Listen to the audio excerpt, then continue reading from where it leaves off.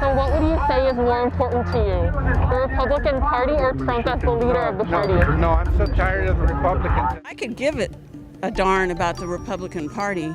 Trump's still our president, and we just love him. We will stop the steal. We won this election, and we won it by a landslide. This was not a close election. Why do you say that? Why do you say stop the steal? Telling me that in the middle of the night, a guy that stays in his basement, that has nobody show up, has absolutely no energy when you have 60,000 people, you have 90-some miles of Trump train, that this guy won? So the ballots show up in the middle of the night when everybody's gone to sleep. You think and magically, oh, definitely. Can the Republican Party survive in the way you've known it if Donald Trump is again chosen? It can't survive if he's our nominee. No. No.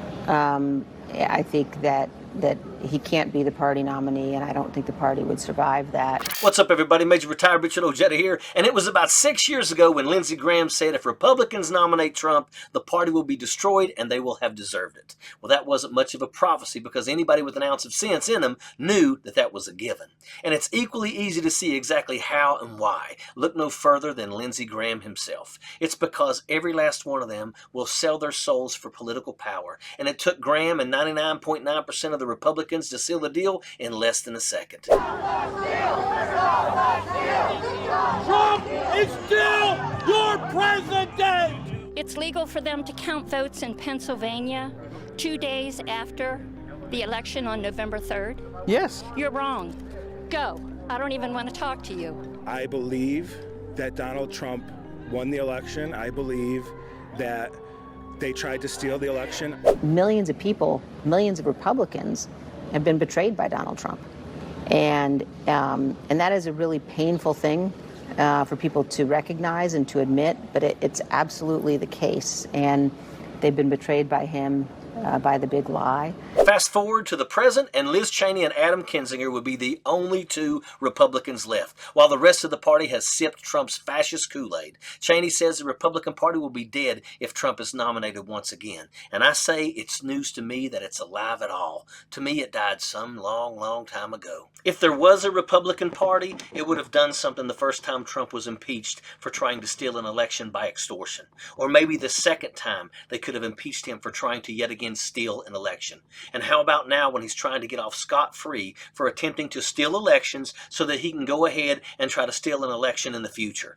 His motives couldn't be plainer to see, and yet this little criminal posse binds themselves together like sewer rats to protect their crime lord. The Republican Party was nowhere to be found in any of these cases, and all that can be identified is this corrupt crime family, a crime family hell-bent on seizing power and destroying America in the process. That's the Republican Party, a pack of spineless sellouts. We always wondered about that and often suspected it, but with Donald Trump, they proved their character beyond a shadow of a doubt. There is nothing to be salvaged in the Republican Party because there isn't a speck of integrity in the whole lot. The first time Trump pulled his fascist tricks, the excuse was it was a perfect phone call. The next excuse was it was too late to impeach him, and now they're pleading there's not enough evidence. As if his entire life's precedent isn't the largest body of evidence known to man for conviction. All this adds up to 3 strikes in my book. If there were Republicans, we sure didn't see nor hide nor hair of them when our country needed them. They had ample opportunity to show up, and they tucked tail and ran the other way.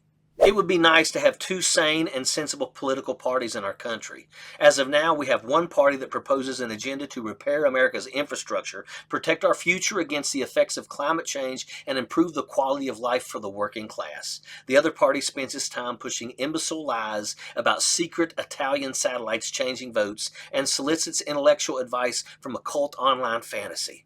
It's literally the difference of competency versus criminal insanity. The Republican Party is forever dead if it nominates a traitor to lead its party under the platform to instill fascism in the United States of America.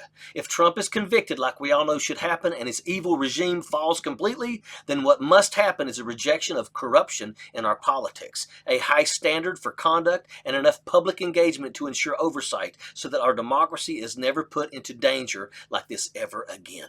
That's a very different picture than anything resembling the Republican Party for many years now. Their platform is corruption. It's all about how these jackass business elites and the political poodles who serve them can hold on to their grifts. It's tax evasion. It's eliminating oversight. The entire purpose is to manipulate government to their own personal gain. That's modern Republican ideology, because they've discovered their voter base is dumb enough to fall for anything. That can of worms is open, and they're not going to give that up. So make no mistakes, there's no salvaging the Republican Party. Kinzinger and Cheney would have to recruit the party anew from the ground up and remove all the jackaloons currently in place, because all of the others are either MAGA morons or Trump apologists. And that's a tall order, because if whenever you have people that hold democracy as more important than their own personal interests, chances are that's not a Republican. Sappers clear the way, airborne all the way.